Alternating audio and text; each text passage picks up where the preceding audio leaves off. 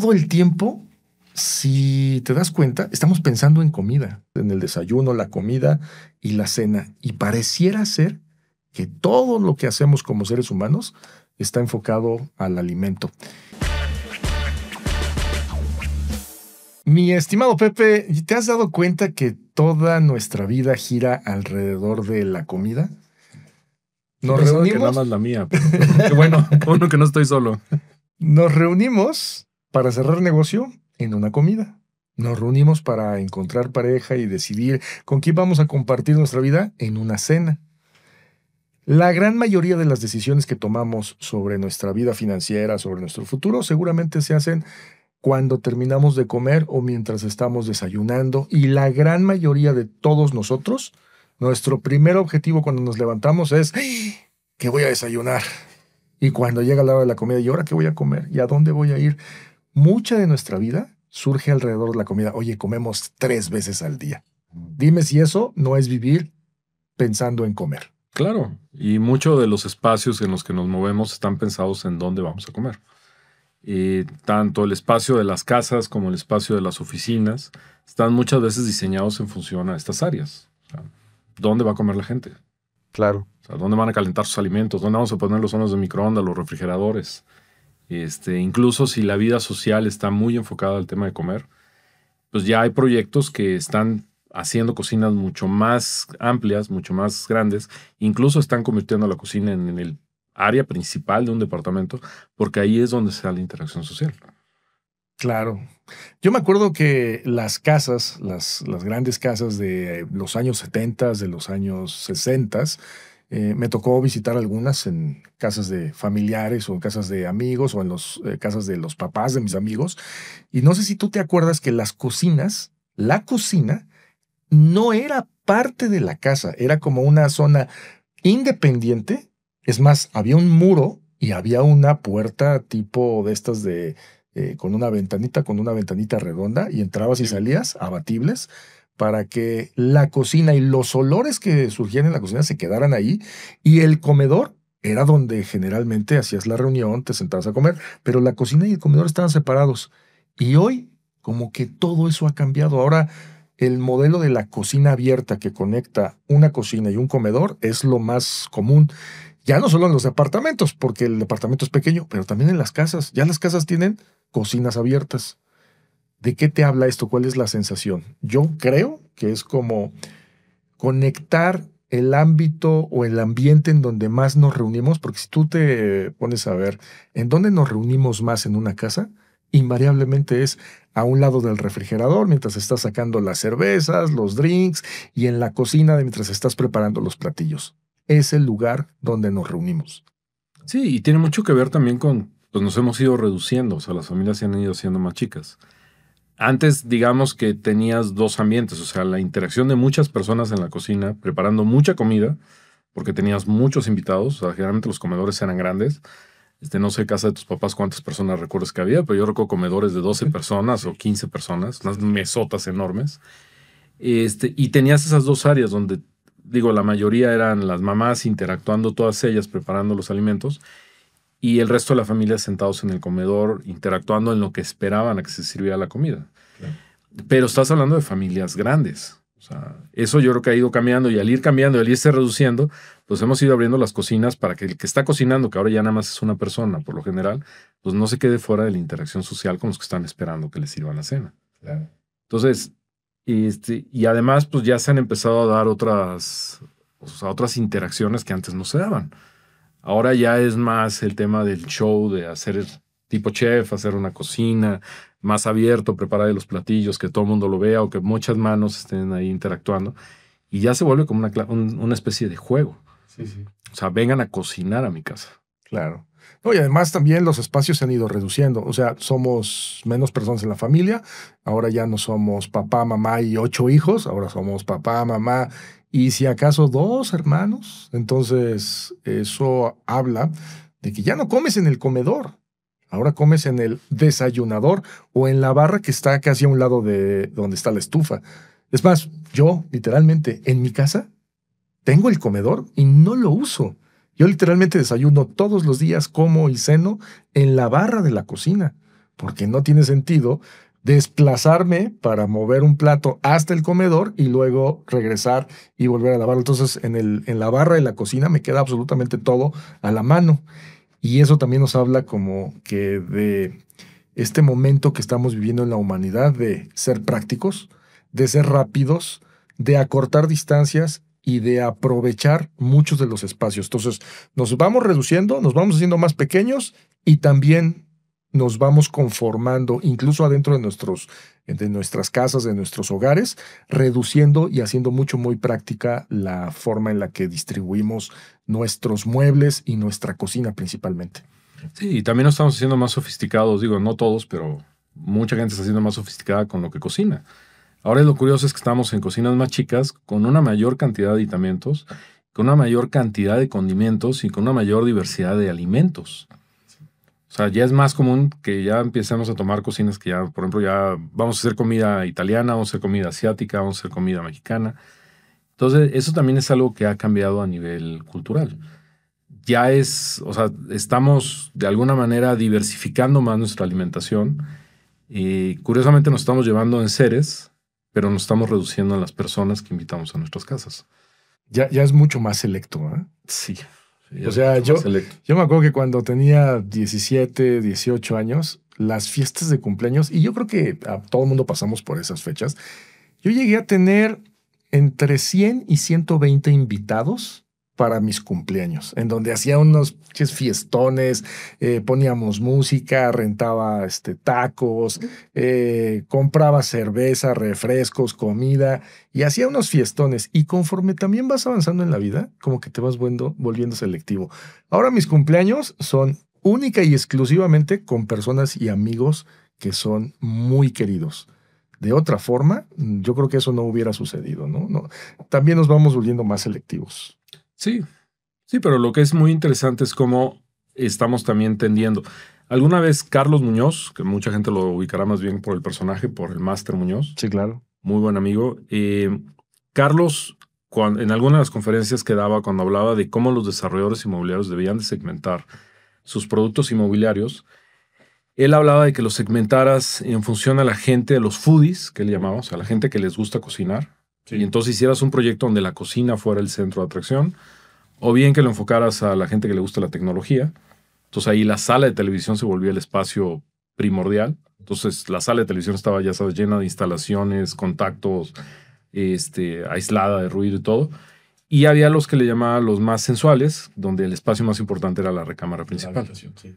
Entonces él decía, en lugar de estar tratando de hacer un producto que cumpla para todos y al final no le vendes a nadie, como nos preguntaban en el episodio anterior, oye, ¿no podrían los desarrolladores como tratar de buscar un mercado más homogéneo? O sea, que no tengas niños viviendo con personas de la tercera edad que luego no se aguantan, adolescentes, estudiantes con... Sí. Digamos que esa propuesta de Carlos pues era eso, o sea, era voy a enfocar a las personas en un proyecto por su hobby. Y uno de los nichos muy atractivos que les había funcionado bien haciendo proyectos era precisamente el de los foodies. Claro. De cocinas súper equipadas, de una vivienda que te permita explorar tu lado de chef frustrado, ¿no? Entonces, sí, definitivamente. Yo creo que por ahí va. Y la otra cuestión, y esta es una reflexión que quiero traer aquí al episodio, es todo el tiempo, si te das cuenta, estamos pensando en comida.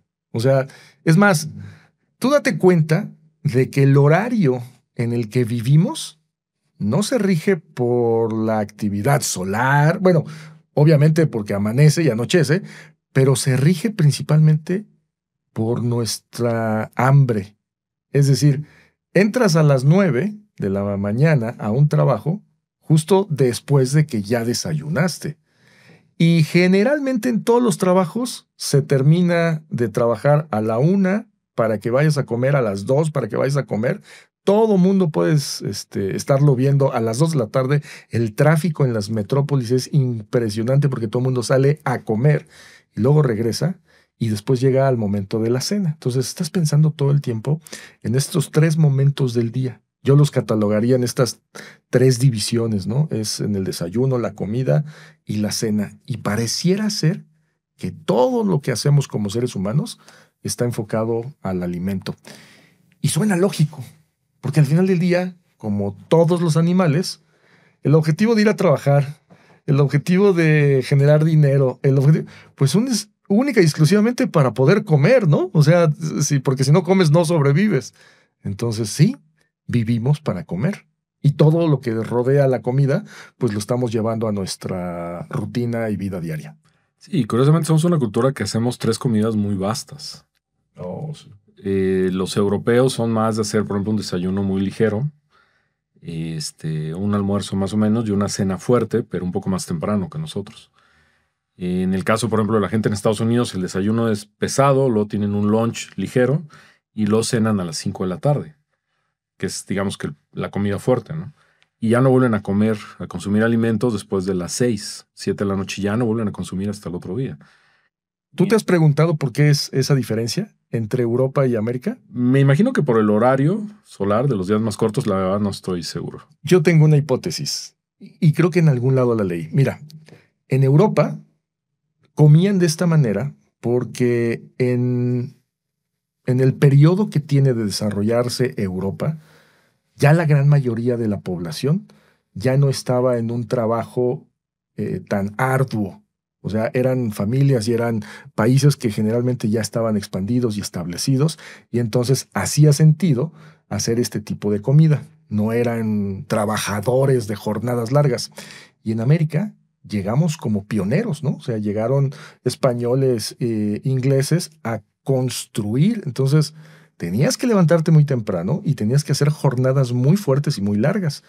¿Cuál era tu estilo de necesidad de alimento? Pues justamente lo que acabas de describir. Necesitamos un desayuno muy fuerte que nos dé energía durante todo el día que vamos a estar laborando y estamos trabajando.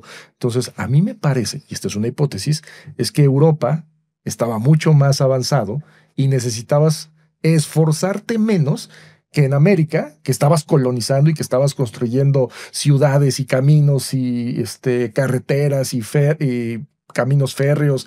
Entonces, pues obviamente la dinámica de la comida cambia. Y como cambia, pues yo creo que eso nos fue permeando y todo América tenemos este concepto del desayuno fuerte. No sé si te habías puesto a pensar en eso. Fíjate que no me lo había imaginado, pero sí tiene sea, mucho sentido. Es mi hipótesis y si alguien de los que nos está viendo tiene la mejor idea de por qué tenemos esta diferencia en algunos de los países, sería muy bueno aprenderlo. Seguramente los nutricionistas saben mucho más del tema.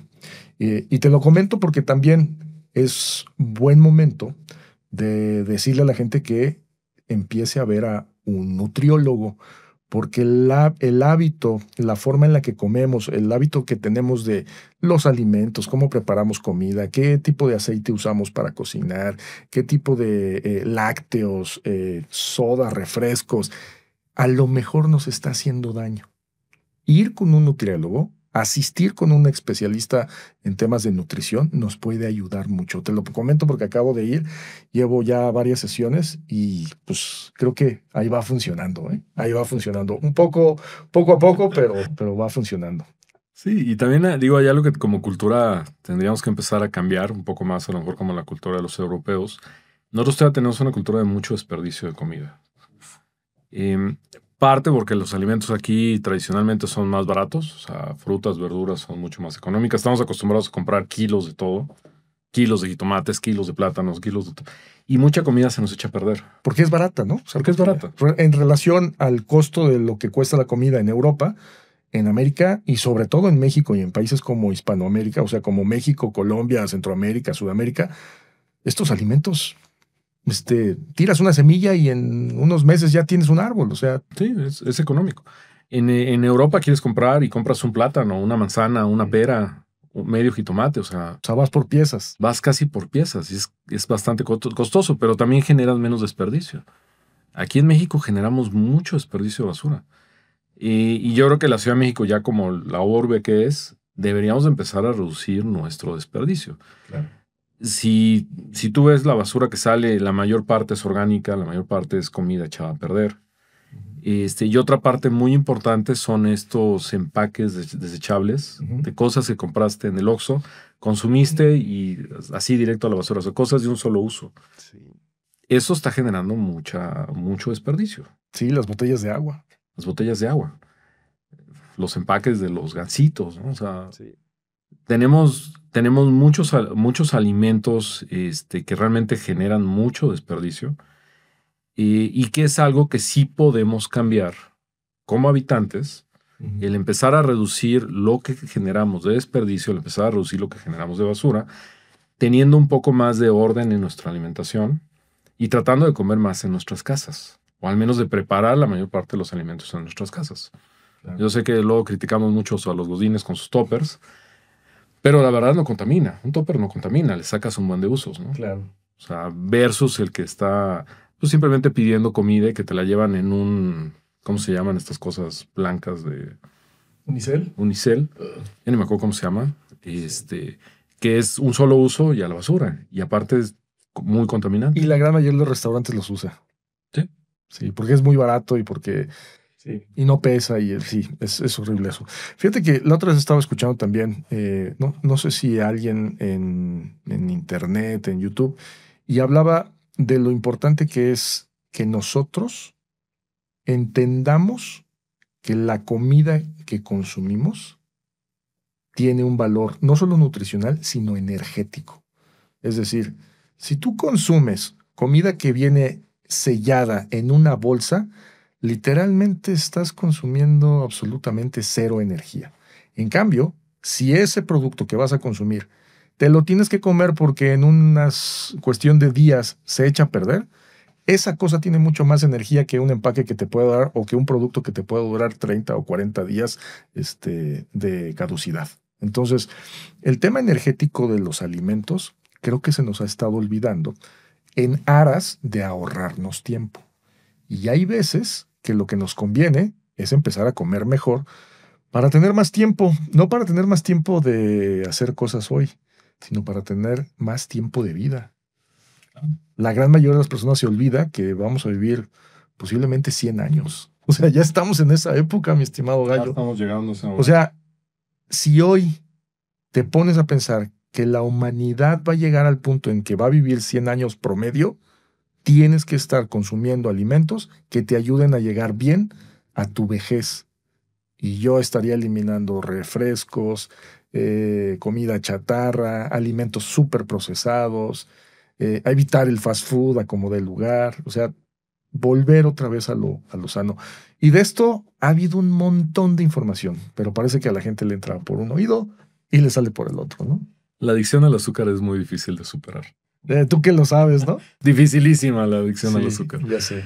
Decía alguien que creo que el azúcar es más adictiva que la cocaína, ¿no? Entonces, imagínate. Sí, hay bastante ahí que se podría hacer para mejorar y se nota mucho el cambio. O sea, la gente que ha hecho estos esfuerzos por abstenerse de consumir azúcar, luego notan el cambio en su peso, en su metabolismo, en la cantidad de energía con la que despiertan cada día. O sea, curiosamente, aunque la azúcar es mucha energía concentrada, el consumir mucha azúcar provoca el efecto opuesto en el cuerpo. Claro. Provoca que el metabolismo se vuelva lento y afecta mucho la salud. Bueno, pues a consumir menos azúcar.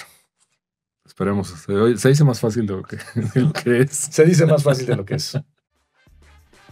Queridos habitantes, les recordamos que pueden ver contenido exclusivo en nuestro sitio web, habitablepodcast.com.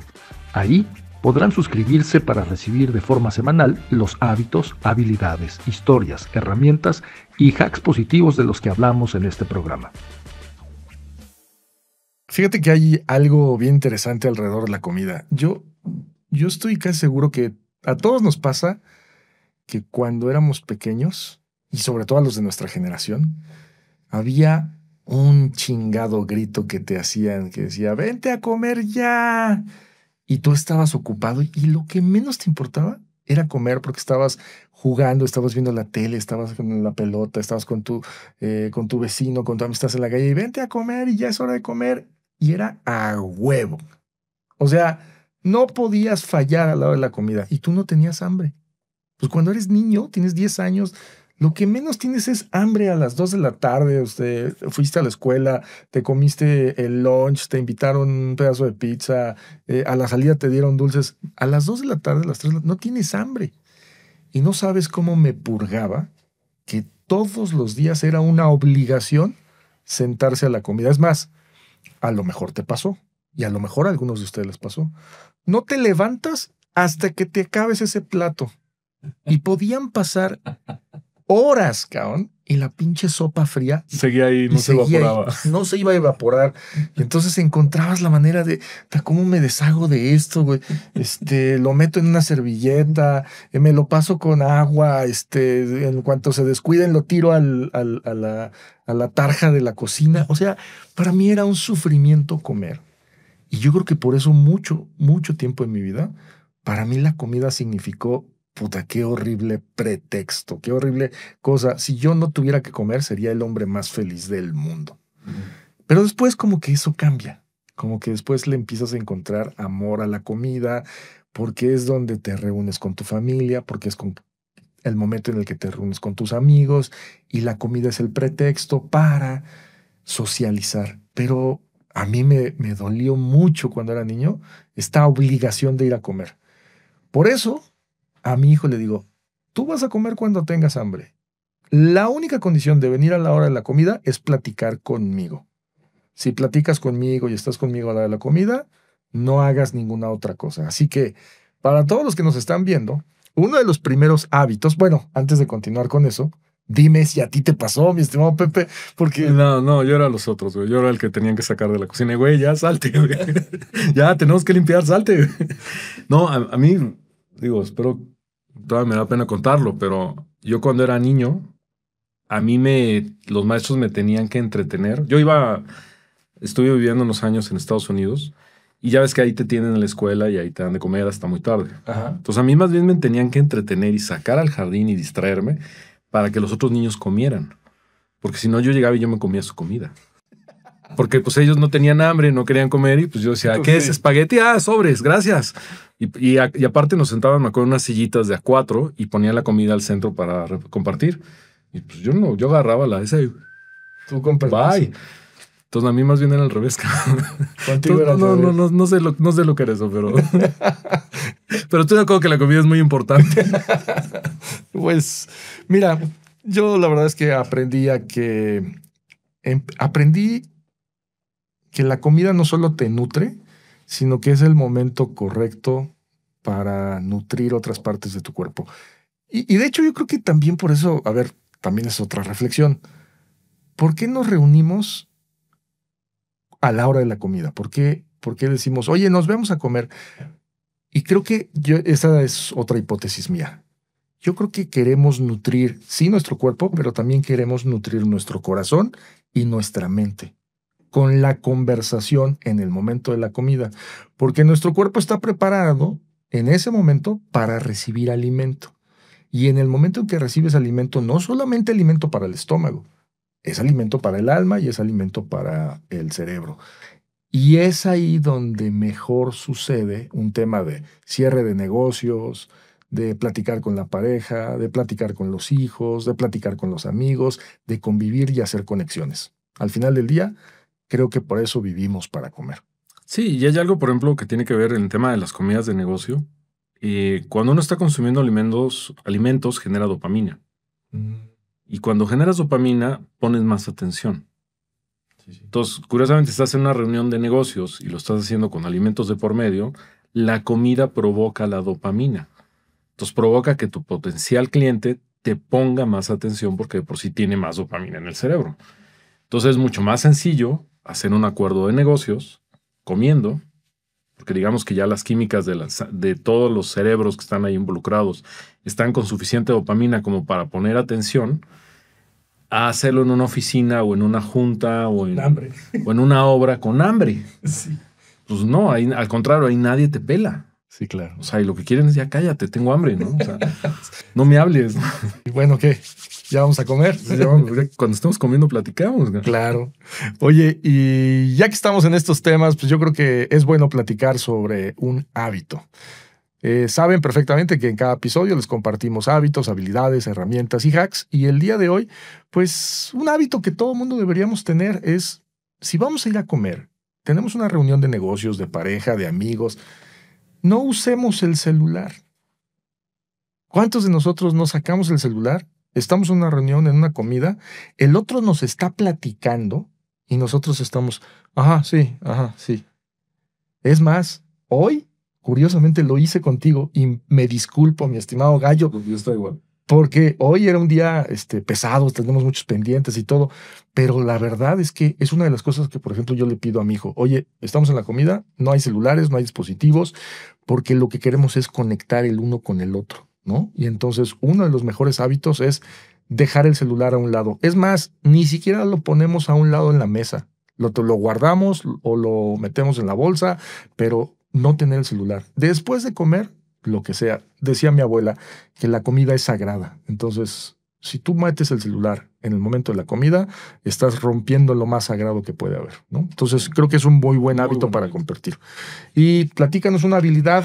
Una habilidad sería la de diseñar cocinas vivas, no solo bonitas. O sea, si alguno de ustedes ahorita está pensando comprar una casa o está diseñando su casa o está construyendo su casa, sí denle la importancia que tiene a la cocina. Más ahora. O sea, yo sé que ya el espacio del comedor, por eso es un espacio que ya muchas veces ni siquiera se está colocando. O sea, ya más bien estamos haciendo, pues ya ni siquiera una sala. Más bien estamos ya cambiando sala, comedor por una mega sala de televisión.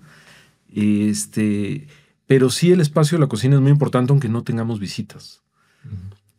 Es muy importante, así como decías que tu mamá te decía que la hora de la comida es sagrada. Si vivimos solos y estamos solos y no convivimos con nadie, de todos modos nuestra hora de la comida es sagrada. Y el cuidado y el cariño con el cual nos alimentamos a nosotros mismos y nos hacemos de comer es sagrado.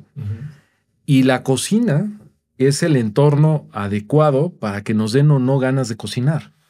Entonces, queremos tener un hábito de alimentarnos mejor, eso implica que nos hagamos de cocinar. Y el mejor entorno pues, sería una buena cocina para hacernos de cocinar. Que esté agradable, que no haga calor, que no se encierren los olores. Que tenga suficiente espacio para hacer todo el desmadre que quieras hacer cuando cocinas, ¿no?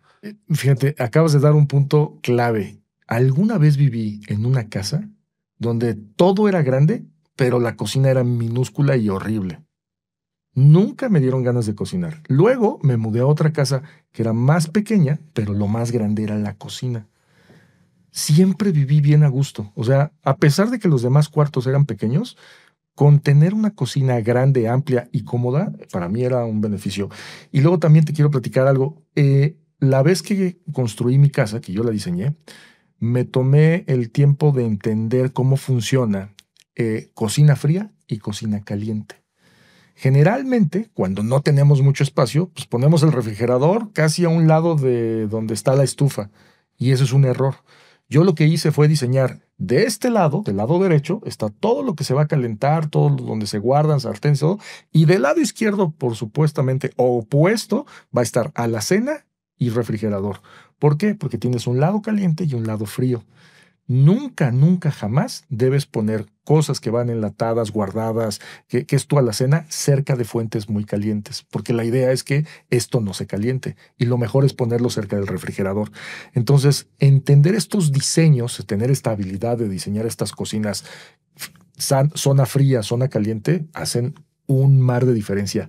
Y además, hay un tema de Feng Shui. Alguna vez vamos a platicar en estos episodios un tema de Feng Shui, pero el Feng Shui funciona también con la cocina.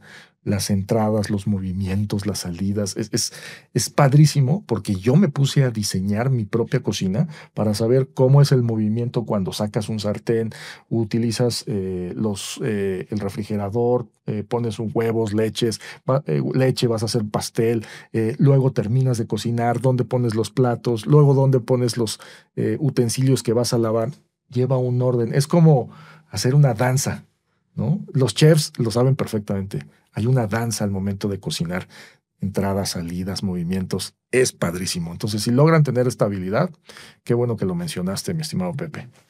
Y luego, pues también hay una herramienta, ¿no? Esta idea de entender los mapas de flujos y usos de tu cocina, generalmente te van a dar un plano. Y entonces en este plano tú lo que vas a poder ver es dónde se acumula el desorden. Generalmente es donde todos los platos sucios los vamos llenando al fregadero. Entonces, lo más conveniente es tener un fregadero a lo mejor de dos, ¿cómo se llaman? De dos tarjas. De dos tarjas. En uno acumulas, en el otro lavas y terminas de secar. Entonces, como que esto también ayuda mucho a la fluidez. A mí me encantó siempre una cocina que tuviera un fregadero de dos tarjas. Y la otra es que tú cuando organizas el movimiento de dónde van los vasos, dónde van los platos, dónde van los cubiertos y dónde van las ollas y todo para cocinar, te da mucha mayor agilidad y rapidez al momento de cocinar. Todos cocinamos en menos, o tratamos de cocinar en menos de 20 minutos porque, a ver, esa es otra reflexión. Si yo me tardo 1 hora en cocinar algo que me voy a comer en menos de 15 minutos, no me hace sentido. Lo lógico sería que yo cocine algo de 15 minutos y ojalá me tardara 1 hora en comérmelo, ¿no? Esa como debería ser. Y al menos, pues el del balance debería ser, bueno, me tardo 20 minutos en cocinarlo, me tardo 20 minutos en comerlo. Eso debería ser un balance. No me gusta hacer cocinas muy prolongadas porque pues, el tiempo es oro, ¿no? Sí. Sí, hay mucha gente que aprovecha los fines de semana para cocinar y realmente cocina el fin de semana y ahí le dedica 3, 4 horas para lo que se van a comer toda la semana. De ese comentario que hacías, hay una película sobre el fundador de McDonald's. Y hay una escena que le dedican bastante tiempo en donde están diseñando cómo va a funcionar la cocina de McDonald's. De hecho, están en una cancha de básquet y están haciendo sus diagramas con gis en el piso. Y están todo el equipo de ayudantes y cocineros ahí tratando de hacer los movimientos y chocando, etcétera. Exacto. Y así van haciendo el diseño de la cocina. O sea, sí hay toda una ciencia detrás del punto que acabas de mencionar. Mira, curiosamente, yo trabajé en McDonald's y tiene toda la razón del mundo. La razón de por qué la freidora está en un pasillo y por qué las hamburguesas cuando las preparas están en otro y en el otro lado está la parte de donde se reciben las órdenes y hay movimiento, todos esos pasillos y esos acomodos tienen un diseño de flujo justamente, y eso es lo que te enseñan en McDonald's. Hay un manual del flujo de todos los alimentos y de cómo se van sirviendo y de temperaturas. No es lo mismo la zona caliente que la zona fría. Y entonces está padrísimo ver esa película, pero también si ustedes pueden, vean los manuales. A lo mejor no es accesible para todos, pero los que trabajan en McDonald's, vean los manuales de operación de la cocina de McDonald's y son una obra de arte. A mí me fascinó. Cuando yo trabajé en McDonald's hace muchos años, la verdad fue de las cosas que más me impactó. Les comparto un hack para que les den más ganas de comer en su casa sí. Y de cocinar en su casa. De comer saludable. De comer saludable, digamos. Dejen algún alimento visible a la vista que les inspire a comer ahí. No es lo mismo entrar a la cocina y ver trastes sucios. Eso implica que no vas a comer en la cocina. Porque nadie quiere ver los pendientes de los trastes sucios. Hack, no dejen que se acumulen los trastes. Conforme los vayan sacando, vayanlos lavando. Y la otra es siempre ténganse un detalle para ustedes mismos, dejando algo que les guste saludable a la vista, a la mano. Si les gustan las manzanas, si les gustan las cerezas, si les gustan las ciruelas, lo que sea, alguna fruta, o algún snack que sea saludable, déjenlo ahí a la vista. O sea, que esté muy accesible, muy a la mano, que los invite a entrar a la cocina. ¿Te acuerdas que nuestras abuelas y madres seguramente tenían unas cosas que se llamaban fruteros? Ajá, ¿cómo no? Eso se ha perdido, mi estimado Pepe.